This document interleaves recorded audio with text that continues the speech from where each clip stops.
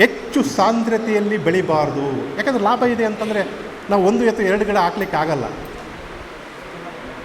So 1 ಎಕರೆಯಲ್ಲಿ ಕನಿಷ್ಠ ಒಂದು 70ರಿಂದ 80 ಸಸಿಗಳನ್ನು ಯಾಕೆ ಕೂಡಿಸ್ಬಾರ್ದು? ಯಾಕೆ ಇದು ಬೆಳೀಲಿಕ್ಕೆ ಬರಲ್ವಾ?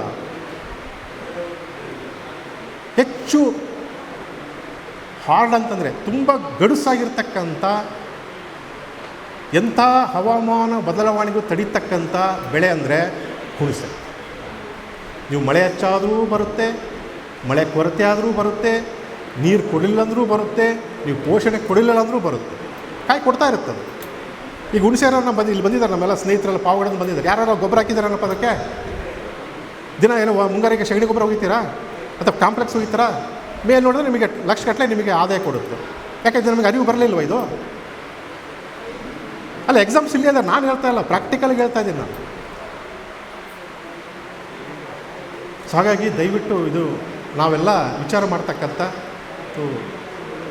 ಸನ್ನಿವೇಶ.